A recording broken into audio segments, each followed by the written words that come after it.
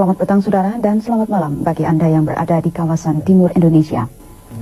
Hari Pramuka ke-33 diperingati di beberapa daerah, ditandai dengan berbagai kegiatan diantaranya apel bendera.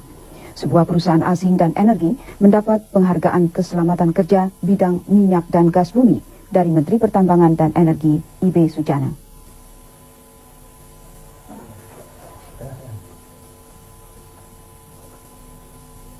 Dan saudara, kini ikutilah berita pertama yang akan disampaikan rekan kami, Joko Purnomo.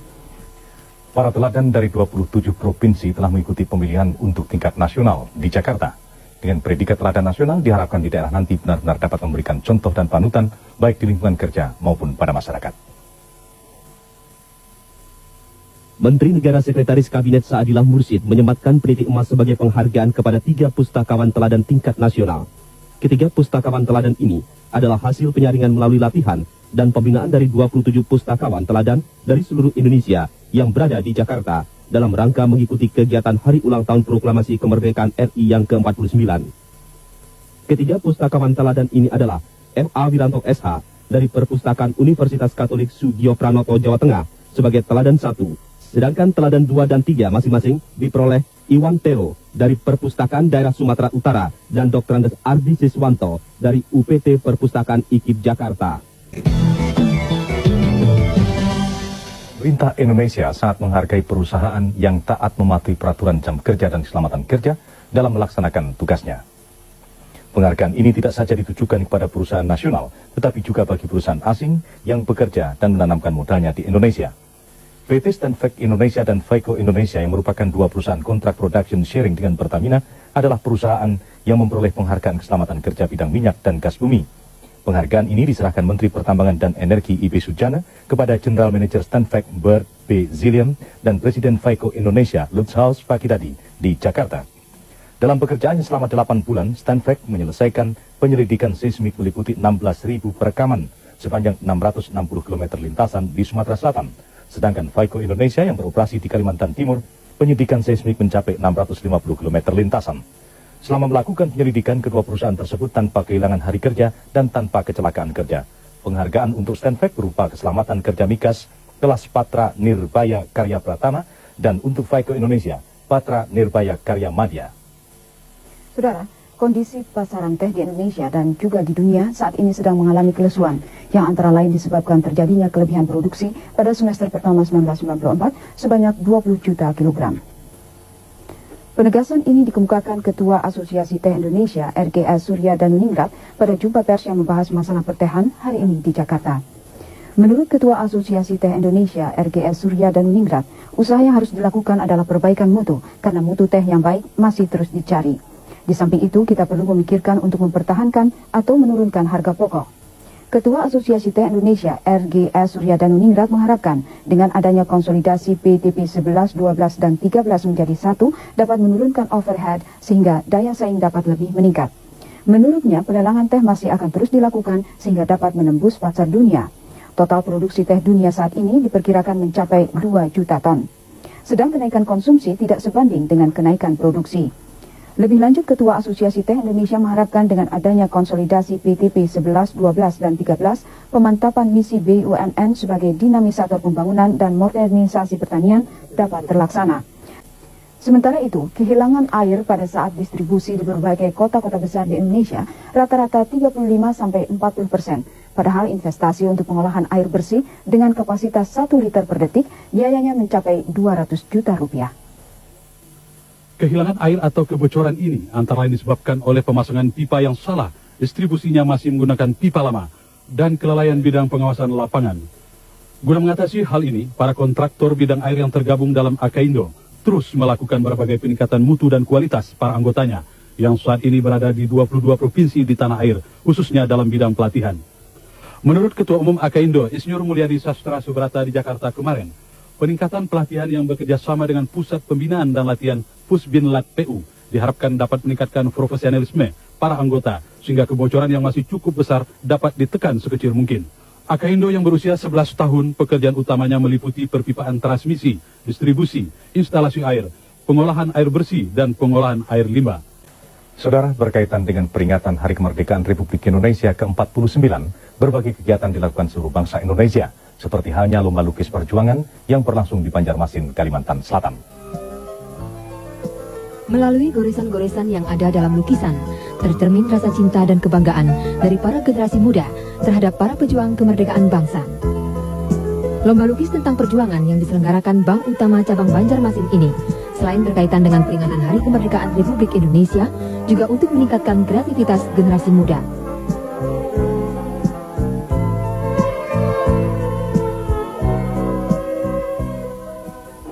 Dengan momen kegiatan-kegiatan seperti ini, kita secara langsung juga dapat meningkatkan kegiatan daripada murid-murid sekolah, khususnya pada saat ini adalah untuk SMP dan SMA, supaya mereka dapat sadar akan kegiatan dan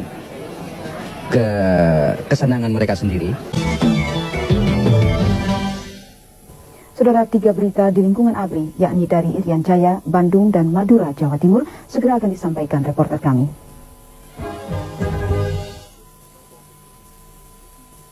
Jabatan Komandan Pusat Kesenjataan Infanteri diserah terimakan dari Mayor Jenderal TNI M. Yunus Yosvia kepada penggantinya Brigadir Jenderal TNI Arifin Tarigan di Bandung hari ini.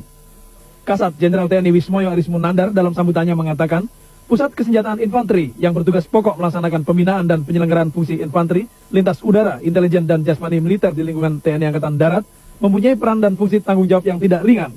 Oleh karena itu, Pusat Kesenjataan Infanteri dituntut mampu melaksanakan pembinaan guna meningkatkan kualitas kejuangan dan profesionalisme prajurit dan satuan infanteri.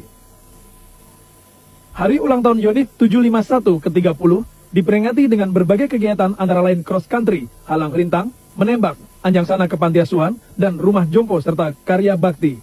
Pada kesempatan ini, Danrem 172 Prajawira Yakti menekankan kepada segenap prajurit Batalion Infanteri 751 Virajaya Sakti beserta warganya senantiasa memelihara dan meningkatkan kemanunggalan ABRI rakyat, karena kemanunggalan ABRI dan rakyat merupakan kekuatan ampuh menghadapi timbulnya hambatan dan tantangan terhadap bangsa dan negara. Menteri Sosial Inten Sueno melantik dan mengambil sumpah jabatan para eselon 2 di lingkungan kantor pusat Departemen Sosial di Jakarta pagi tadi. Para eselon 2 yang dilantik berjumlah 12 orang, diantaranya Dr. Andes Muhammad Arif Jamin sebagai staf ahli Menteri Sosial bidang pembinaan dan pengembangan masyarakat, Dr. Andes Anab Itubulu sebagai staf ahli Menteri Sosial bidang masalah korban akibat bencana, Dr. Anda Inar Kurniasi sebagai pejabat staf ahli Menteri Sosial bidang tunas sosial, dan Dr. Andes Holil Sulaiman sebagai Sekretaris Badan Penelitian dan Pengembangan Departemen Sosial di Jakarta. Menteri Sosial Inten Sueno dalam sambutannya mengatakan, keseluruhan proses pelaksanaan pelantikan serta alih jabatan di lingkungan Departemen Sosial dilaksanakan dengan tujuan mempersiapkan seluruh kerja baik di pusat maupun di daerah agar lebih mampu, tanggap, terampil, dan terengginas dalam menghadapi tugas pembangunan kesejahteraan sosial secara terencana dan terpadu. Ketua Yayasan SDIA Yapan, Nur Sahnan, mengatakan untuk melindungi para mahasiswa, pihaknya terus melakukan berbagai upaya, baik peningkatan mutu akademis maupun membantu menambah keterampilan para mahasiswa. Dengan demikian, para lulusan Yapan nantinya benar-benar memiliki pengetahuan praktis dan terampil, sehingga akan dengan mudah mengisi pasar tenaga kerja yang dibutuhkan. Ketua Yayasan SDIA Yapan, Nur Sahnan, pada acara inaugurasi di Jakarta, lebih lanjut mengatakan, untuk meningkatkan mutu akademis, pihak SDIA Yapan selain menambah tenaga dosen S3, melengkapi buku-buku literatur, juga melakukan kerjasama dengan instansi-instansi terkait. Dari Kalimantan Barat, Lampung, Sumatera Utara, Jakarta, dan Kupang, tim liputan TVRI melaporkan hasil liputannya.